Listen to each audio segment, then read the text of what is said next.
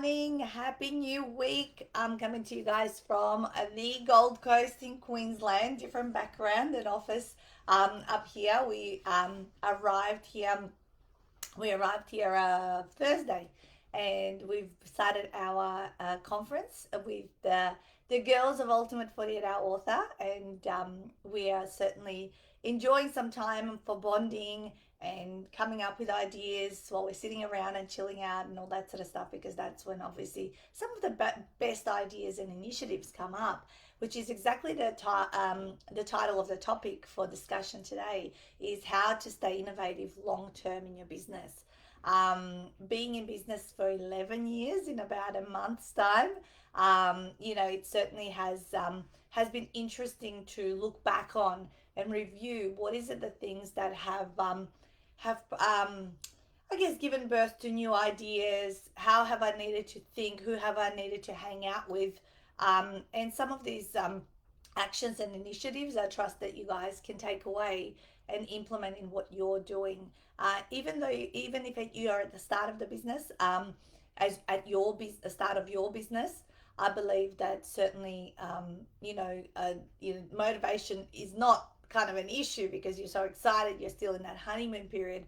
But as time goes on, we certainly need to keep on top of everything and keep our energy and enthusiasm around what we do. Good morning, Taloa. Great to see you on the live. So, we're going to talk about the 10 different ways to innovate and stay fresh in your business long term. Okay, so some of these, obviously have just something to do with you, some with other people, and some could be like strategies that you can implement on a regular basis. So let's go through them. Number one is listen to the frequently asked questions that keep hitting your inbox, or perhaps that people or your clients keep asking you about. So what are the frequently asked questions? In my half day workshop, good morning, Kim. In my half day workshop, I share a question about how people should choose about which book, what's the topic of the book they should write about. One of the questions is, what do other people see in you that they want for themselves? Or the other question is, when people come to you and say, how do you do that? So I generally say, write on that. Your topic is behind that. Now, as we work with clients or people around us observe what we do, they ask us a lot of the same questions. Okay, so your new ideas or your new initiatives in your business are very much closely linked to, what are people asking you about? About 18 months ago, people had always asked me about the Amazon #1 bestseller strategy, and I certainly created a training video where people can kind of review it and attempt to do it by themselves. But what I didn't realize is actually that they didn't have as much buy-in into learning the strategy as I did, because it was my area of expertise, because I spent about 30 or 40 hours kind of understanding it, learning about it, learning software programs and all that kind of stuff. And it was one client who came up to me and said, Nat, can I just come to your house and you teach me, how to do this? And I thought, oh, there's no way, there's not enough hours in the day that I could teach someone, and what would I charge for something like that? And I actually said to this particular client, look, how about I just do it for you? I kind of came up with a package, and then offered it to her, and she was the first person that I helped become an Amazon bestseller. And when I went through that process, and I thought, oh, okay, well, I've done it for myself, I've done it for someone else, so maybe this is how I could help people. And I kind of put it out to the group, and there was a lot of interest, because a lot of people were interested in achieving that particular status for their book. So it became this thing. And so then I filled my diary for the whole year, because I could do one person a month in 2020. And I did that, and as the months rolled on, about 5 or so months in, then more and more people kept asking me, and I go, but I don't have enough time. I only can do one person at a time.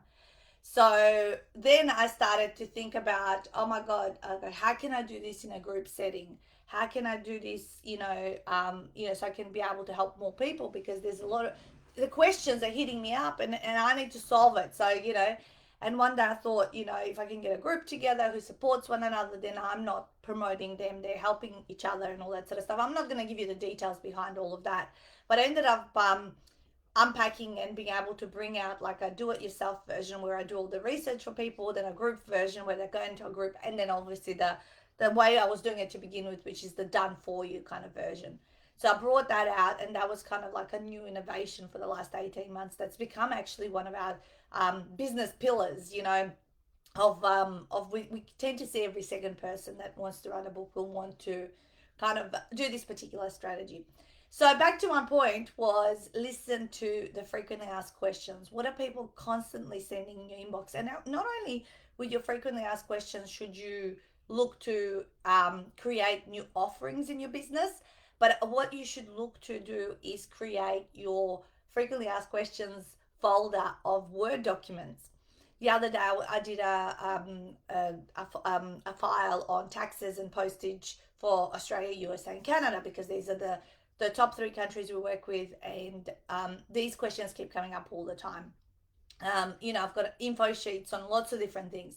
So when someone emails you, you've got the answer thoroughly answered, and you can just copy and paste from your info sheets and FAQs and all that kind of stuff.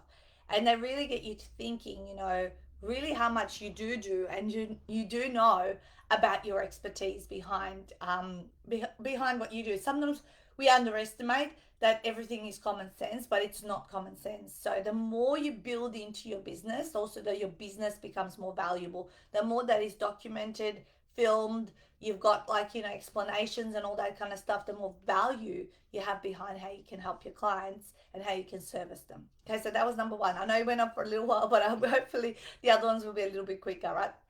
Okay, the second thing is to regularly, every 6 and at the minimum, at the maximum 12 months, that you sit down and you work out what is working and what is not working.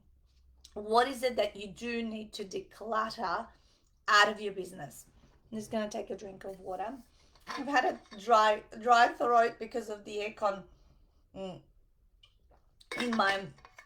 in my room. Different, a change of climate as well.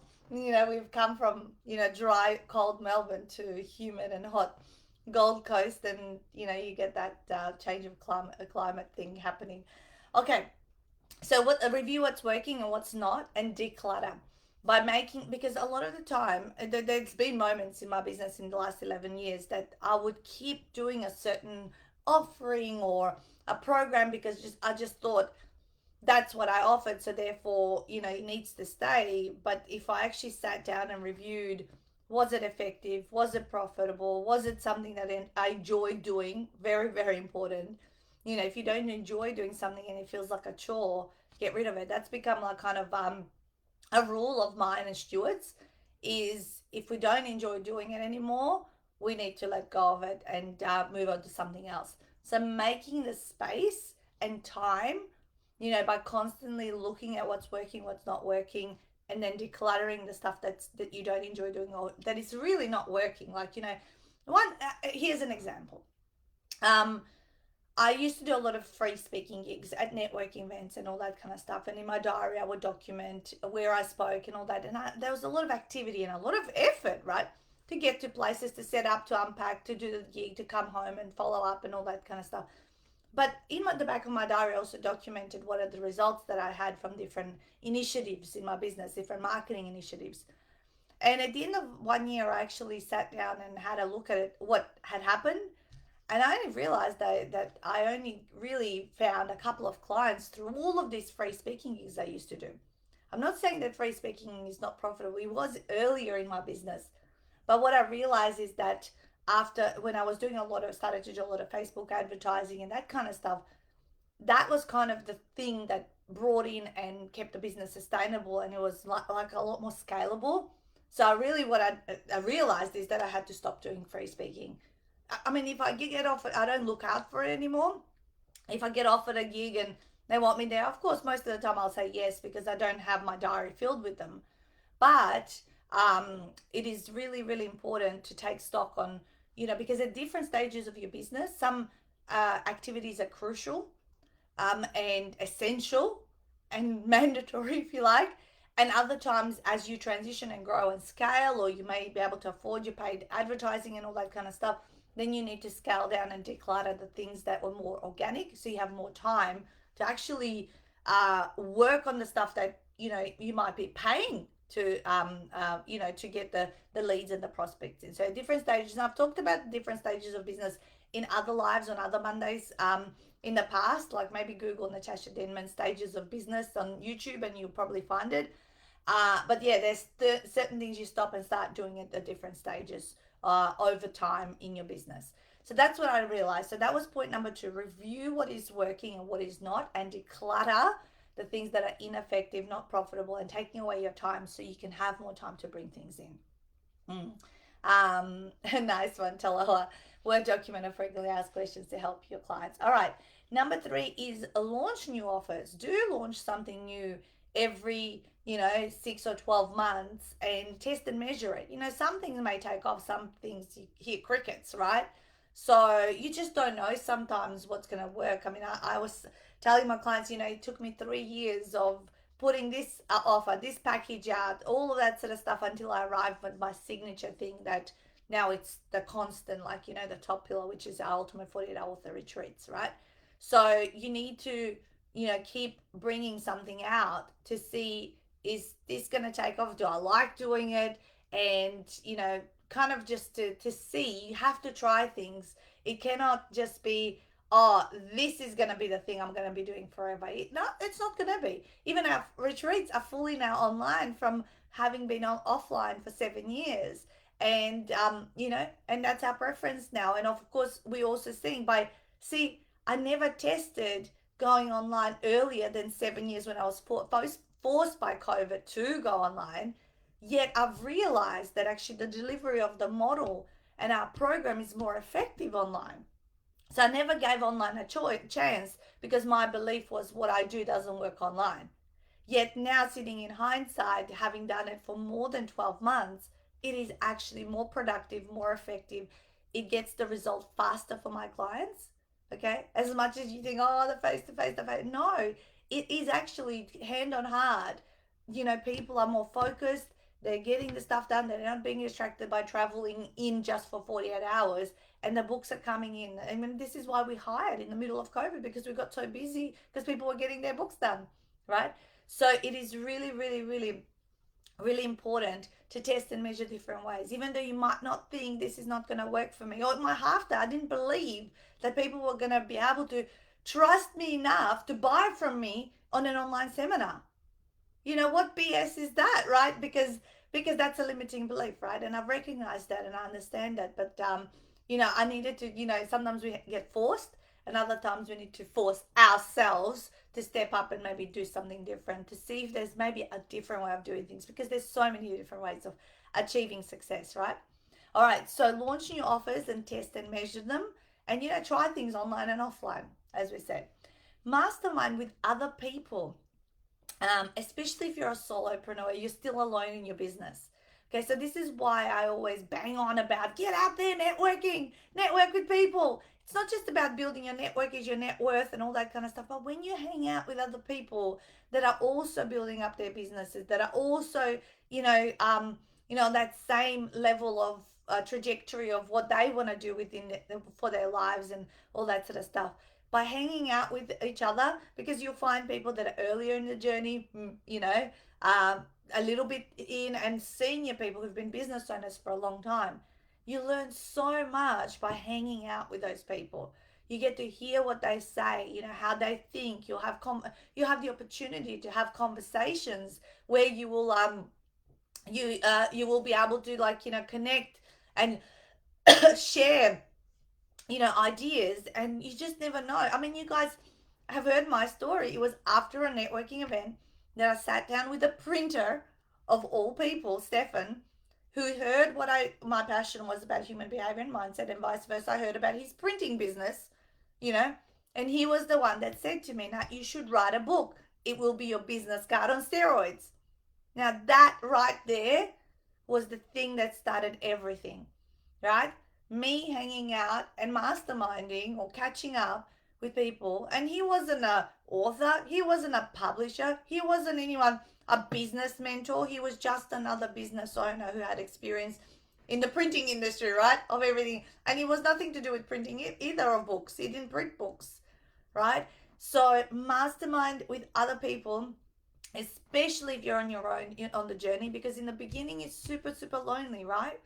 Super lonely. Like, who, I couldn't even speak to Stuart because he was still in his day job and I was doing all this personal development and all of this, like, learning about marketing, learning about sales, and I couldn't relate, and he didn't have the time to do all that kind of stuff in the very beginning. So the first couple of years, it was my networking buddies, it was going to events, it was masterminding and just learning and watching, and what are these really successful other people doing that I should be doing? How do I model that?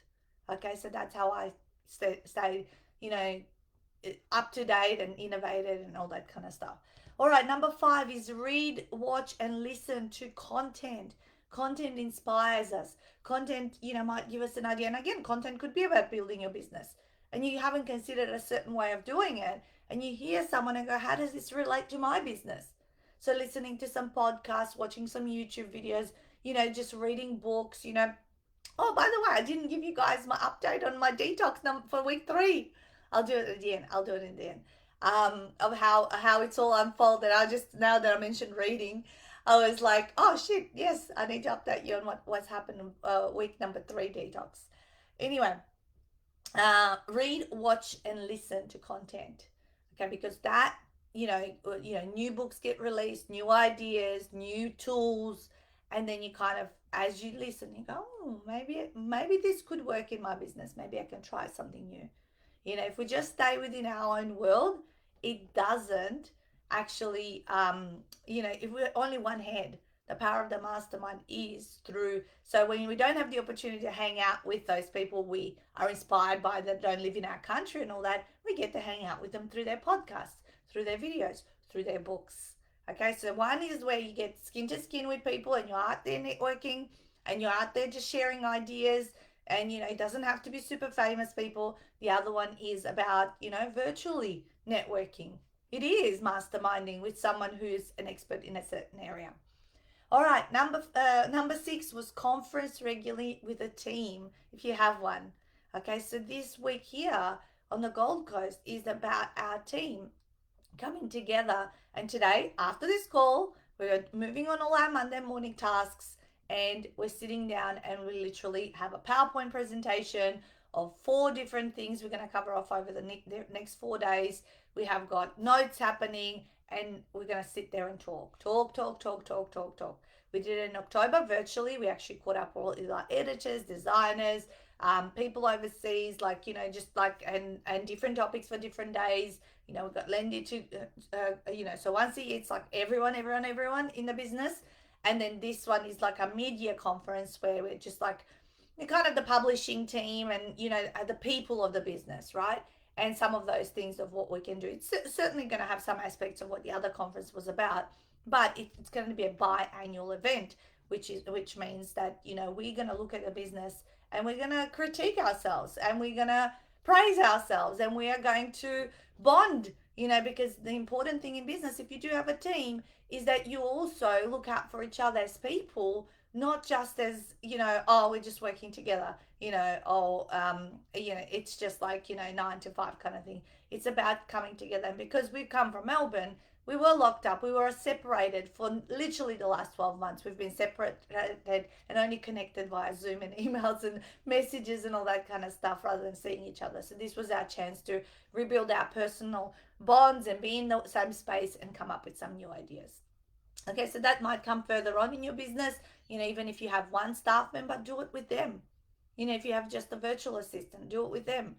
For us, slowly we've expanded and, we've got like 6 core people in the business, and then we've got the external designers and editors and all that kind of stuff. So it's really important because everyone has awesome ideas.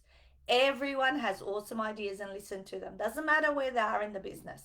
Doesn't matter if they're just an assistant, which is not just an assistant. Again, they have a different. I said to my girls, like in the publishing, I said, you guys are the experts at publishing now because you deal with it every single day. You're talking to the printers all the time. You're dealing with Ingram Spark. You're dealing with Amazon. I'm not deep diving in these other back end systems that you've now mastered and are staying up to date with. So you are probably the better person to answer any of those questions that I am.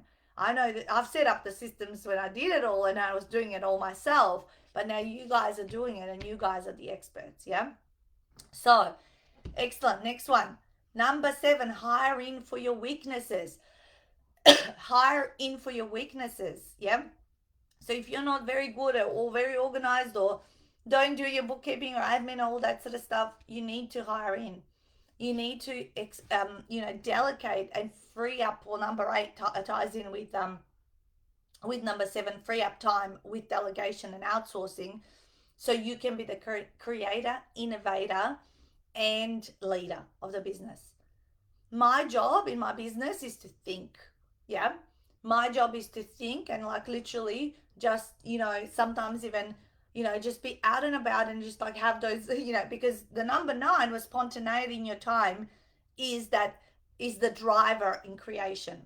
It's not focus time that gives birth to ideas. Like focus time is right now. I'm delivering something up here on a Monday morning. I've got a list of things I'm going through, I'm teaching, right? This is my focus time. I'm not going to have a idea flying from left because I'm focusing on what I need to get done. This is my task for Monday mornings, right? But it is in spontaneous time, in holidays, in chilling out on the weekend. So make sure that kind of time is also, that you've got that kind of a time in each of your weeks, okay? Because a creator is one that will generally get their ideas at 3 a.m. in the morning, or when they're least thinking about their business or their growth and all that kind of stuff. Yeah. So you need to free up the time, and I understand that that's not possible in the early stages of a business. You cannot afford it. It might be scary, all that kind of stuff, but you need to work towards it, because you will feel really, really, really relieved when you can have that time and space in your business to, if you want it to keep growing and innovating, and if you want to also have the business that you started out and the reason why you started out to help and serve people in whatever it is that you do. Yeah. Because at the end of the day, you don't want to have bought yourself a job that is 80 hours a week rather than 40. You want to have provided yourself and your family the lifestyle, and then be able to oversee and continue creating. Thank you for the lovely words, Stella. You always write the loveliest things. I'm reading them. I just haven't stopped to acknowledge them. All right. And then the last one is training new skills. Train yourself. Like go and learn something new. Go find out how to build a landing page, or learn a little bit about sales fun. I don't know. There's just something that is relevant, of course, to what you do and that would add value to the business. So just if I can rewind all the way back to strategy number 1, when I was telling you about the Amazon number 1 bestseller thing, I went away on a weekend. I think it was with Stuart. This was like 3 or 4 years ago. And it is during that weekend I had downloaded that book off Amazon, How to Become an Amazon number 1 bestseller. And I chose to train myself up in this new skill. As I said to you guys, it took me 30 or 40 hours to, obviously, first I had to read the book. Okay, so there's like 5 hours of reading. Then I had to obviously unpack for myself, summarize what these steps and what was the recipe. Yeah. Then I had to purchase the software programs. When you buy a software program, you need to know how to use it, right? No point in just buying it and then not understand. So then I had to watch tutorial videos to understand how to watch, so how to actually research and use the program. 2 programs. There was 2 programs, right? And then I had to obviously do it for myself. So I had to execute the strategy for myself to see if it would work, right? I didn't know if what I was doing and understanding and all that kind of stuff. So it was quite a bit of time to get to the point, but I upskilled myself in an area that's part of my expertise and that would add value to myself and my clients in time. Yeah. And that's why I also, and often I would say in my lives, that is why I also read books on how to write books. how to promote and market books. I don't know everything, so I'm continuously upskilling myself in my area of expertise. And that's what keeps me innovative and coming up with ideas and making sense of them for my own business. All right, so I'm going to summarize for you, and then I'm going to give you a update on the detox week 3, a digital detox week 3 for March, right? So 10 different ways on how to stay innovative long term in your business. Okay, number 1, listen to the frequently asked questions from your clients. What are they asking for, and what keeps hitting your inbox, and start building those FAQ documents, as Tello said in the comments. Number 2, review what is working and what is not every 6 to 12 months at a maximum, and declutter so you make more time, to bring new things in. Number 3 was launch new offers and test and measure them. Don't discount something because you believe it's not going to work. Put it out there and see what the public says. Number 4, mastermind with other people, especially if you're a solo at the moment. That means networking and all that kind of stuff. Number 5 was read, watch, listen to content of those that inspire you. As we read, listen, we start to give birth to new ideas. Number 6 was conference regularly with a team if you have one. And even if you have one only person, you're a team. Yeah, 2 people creates a team, and then it grows from there. Number 7, hire in for your weaknesses. Okay. Number 8 was free up time with delegation and outsourcing so you can be the creator, leader, and innovator of the business. Yeah. Number 9, spontaneity in your time is the driver in creation and innovation. You need to have spontaneous time in your life so you're not like in just focus. Otherwise, you get really, really stuck. And number 10 is training in new skills, in whether it's for your business growth or for your expertise around what you do. All right, so I hope that that has given you some ideas around how to continuously innovate and stay excited about your business. Thank you, Kim. But yeah, growth is one of the things that you have to have a growth mindset, right? My kids keep going, growth mindset, fixed mindset. They keep telling us that at school. And I said, well, it is very, very true, and achievement is what drives me. Challenge is what drives me, and new things, and celebrating those new things. Now, week 3 detox. So I was really, really worried about coming away from my everyday environment that I had in the first 2 weeks. And starting week 3, we were home till for half of it. So Wednesday and Thursday, 4 a.m., we got up to come across to the Gold Coast. And I was just like, oh my God, we're going to take photos. We're probably just going to kind of be, also still connected and all that. So I looked at my screen time yesterday. And yes, it had gone up back. So remember what I said. Pre-detox, it was 30 hours in total screen time for the week. Week 2 was 19. Week 1, after week 1, it was 19. So it was down by 11 hours. After week 2, it was down to 12 hours from 30, right? And then last week, I got my report yesterday, it was 19. Now, so what happened? So then I reviewed my other details, and it was actually because 5 hours of it was on Google Maps. All right, so driving and finding ourselves, like driving to Brisbane and coming back and all that sort of stuff. So I'm not counting those 5 hours of screen time because that was using maps. So 19 minus the 5, that means 14. So I kind of maintained that from 30 to 19 to 12 to 14. But the most important one that I actually kind of looked at was how long did I spend on Facebook, and it was only an hour and a half for the whole week. An hour and a half on screen time on my phone for Facebook, which is that kind of compulsive picking up and all that sort of stuff, which is obviously not happening anymore. And I am managing Facebook, of course, from my computers and devices because that's an essential activity during the week, work hours, but it's not go to my phone. Still continuing to read. So I finished reading The Power of Intention by Dr. Wayne Dyer. I've almost finished reading one of my author's books, Katie Kay, which I met at lunch last week. She's the Modern Oracle, and her book looks exactly like that. It's just over there on my bedside table. I'm about 70% in, so I'll let you know a little bit about that one. I'm learning how to become psychic. And let me pull my card out of Katie Kay's. She's got a beautiful oracle deck of cards that I got off her at lunch last week. So So I've got to tap out my energy. I'm going to pull out a card for the day. Yeah, I'm going to pull out a card. So what me and the team have been doing is we have been pulling out a card for the day, and just kind of doing little readings and things like that, which has been a lot of fun. All right, so my card for today is this one. Woo! Money, wealth, prosperity. Yes, I like that card. That's good.